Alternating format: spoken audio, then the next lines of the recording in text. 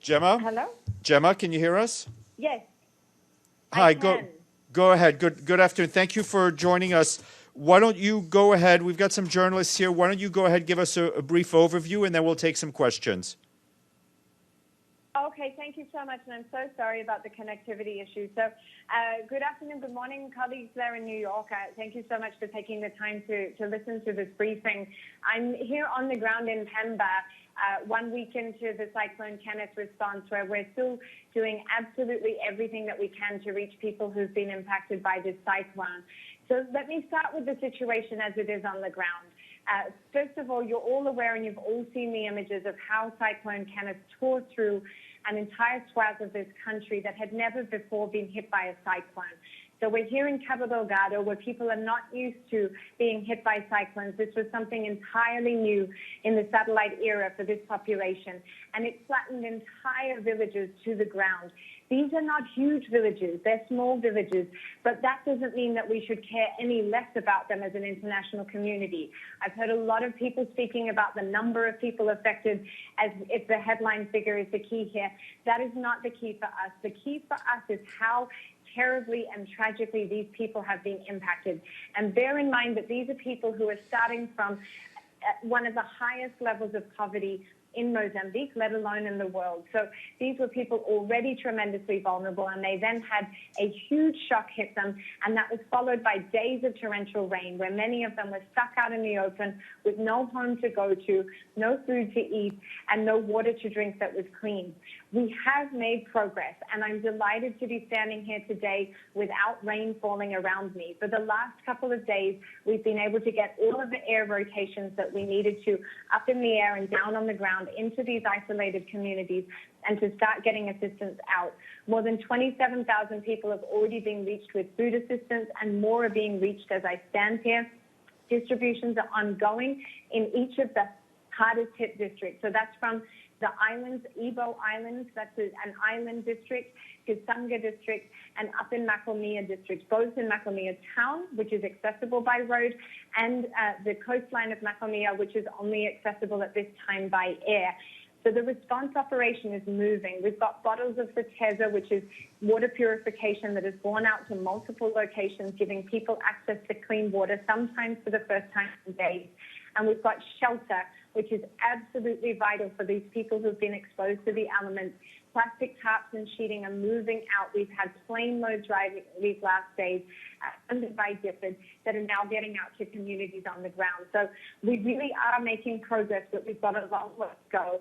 And that we face two big challenges here. One is the access. So we still are facing many areas that are only accessible by road. The second is the funding. I think, as you all know, when we started this operation, which, as I said before, would be an entirely new humanitarian response in any other context. If this had hit any other country, we would be mobilizing the entire international system to respond to this crisis. But here we're doing it 6 weeks after Cyclone Kai, and we're doing it in a context where we were already stretched to the bone on the resources. So we were less 30% funded for Cyclone Idai when this new crisis hit, and we're now operating two responses on a shoestring budget. We desperately need more money to come in. The risks there. So a cholera outbreak was confirmed last night. We've got cholera cases now reported in Pemba, where I'm standing, which is an endemic area for cholera in Mozambique, and in Makusi, which is a district that neighbors Pemba. We've been talking about this risk of waterborne disease, and it's now here with us. The good news is we've learned a lot of lessons from Idai, and we're acting quickly. Our colleagues who work on water and sanitation and our health colleagues are doing everything they can, working around the clock to contain this outbreak. There's already an operational cholera treatment center in Pemba, and more treatment centers, treatment units are being set up over the course of today and into tomorrow. So while we're concerned, we are acting swiftly, and we do hope that we can make progress to contain that outbreak. But it highlights the risks that people across the region do still face. We've got one piece of good news, which is that the flooding that we expected to be severe is less severe than we thought. We do still have people, and the team carried out a flyover today of the districts that are in the southern region of Cabo Delgado and the northern region of Nampula. And we do have people in places like Matuje, which is still cut off by road, half of the district accessible, half of it not. So the flooding is as widespread as we saw in Idai, but it doesn't mean that it hasn't left people unreachable. It most definitely has. I do want to just say a couple more things before I open up the floor. One of the messages that we are really trying to pass is around climate change. This is a consequence of climate change, and it is a clarion call to the world to wake up.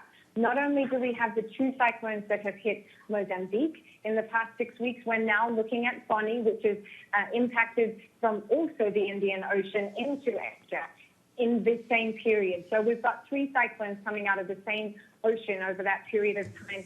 And it is really a call to all of us that the climate is changing, that the weather patterns that we are seeing are changing, and that we are seeing severe weather events. And what is utterly tragic is that these weather events are impacting the people who have had the least to contribute to climate change in the world. So as we try to mobilize the humanitarian response, firstly, the international community, we must stand in solidarity with the people of Mozambique and the government of Mozambique at this challenging time. They are suffering something that they did not cause. So we have an obligation as an international community to mobilize in support of them.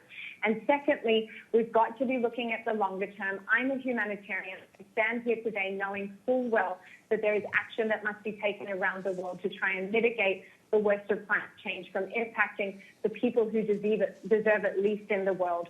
So I'll stop there. Thank you so much, all of you, for the time, and I'm very happy to take any questions and comments. Thank you, Gemma. Maggie?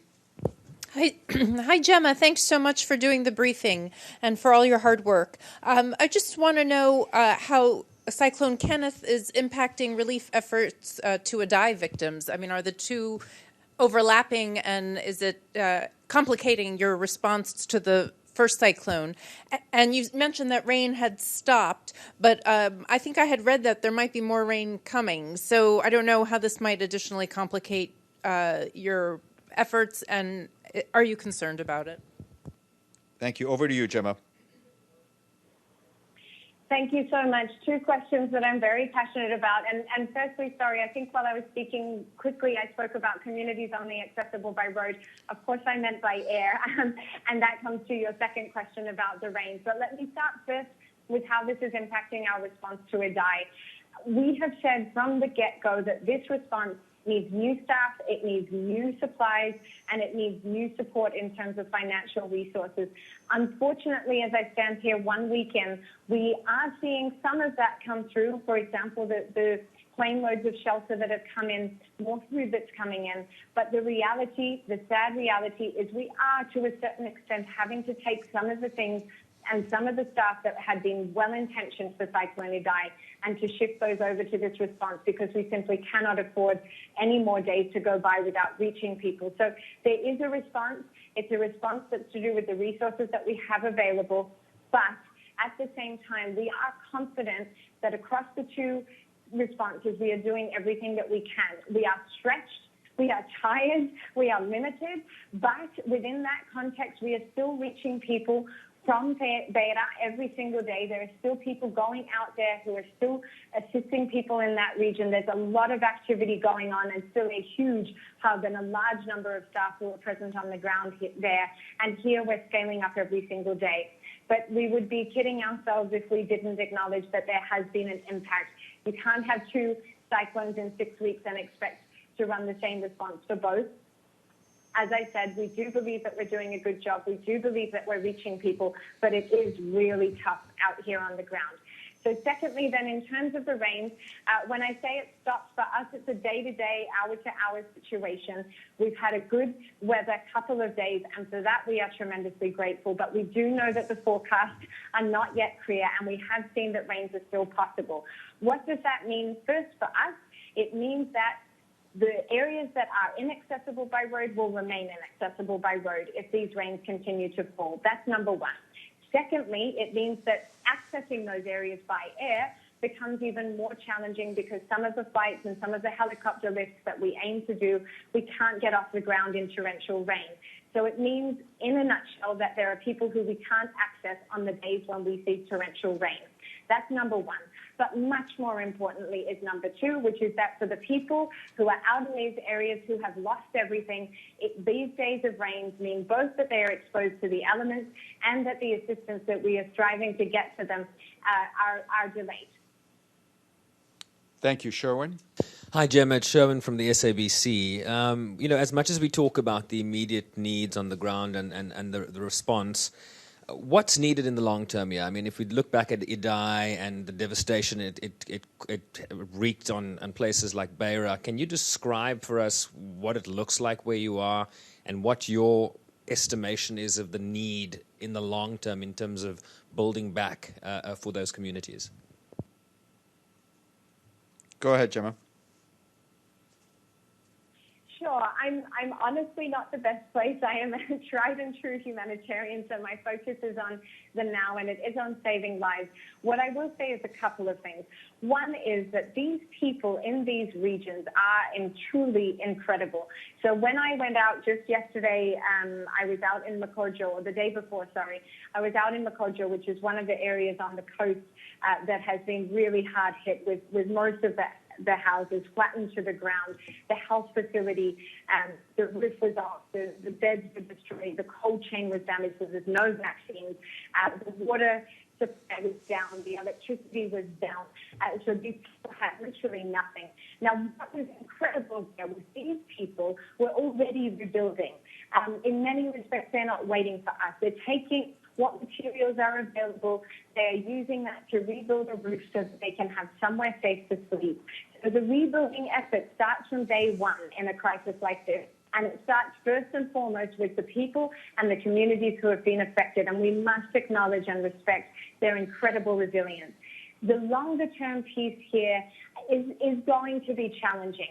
Not so much the shelter piece is important, looking at where people live and whether they'll be safe in the future. That's something that the government is considering and something that there are ongoing discussions around. But the big piece that's not so much the long term, but the medium term that we are deeply concerned about is food security.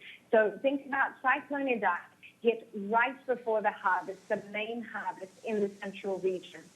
There's a small winter harvest that was due to come after that, but that was itself hampered because we had heavy rains in mid-April. So for the central region, you're looking at hundreds of thousands of hectares of crops that have been damaged, a harvest that's been lost, and a winter harvest that was relatively small and certainly not what it needed to be to get people by. Here in the northern region, this cyclone hit in the middle of the harvest, and what that meant was that people who had harvested crops lost what they'd harvested because it was wet, it was blown away, it was ruined, and the crops that hadn't been harvested are completely gone.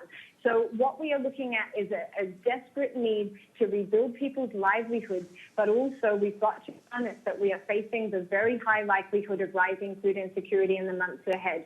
These are also coastal communities. They lost their boats. They lost their fishing nets. Again, you see incredible things. You see people out there using mosquito nets to catch fish so that they can continue to feed their families. They're rebuilding their lives as we come in to try and help them, but this will be a long recovery. Thank you. Any more questions? Gemma, thank you very, very much for your time. Good luck to you and your colleagues, and we very much appreciate the time you gave us. Thank you all so much for the time and for keeping this in the news. Your attention on it is truly appreciated. These people do need the world's help, and you putting it in the headlines helps us to help them. Thank you so much. Thanks, Gemma. Bye. Bye.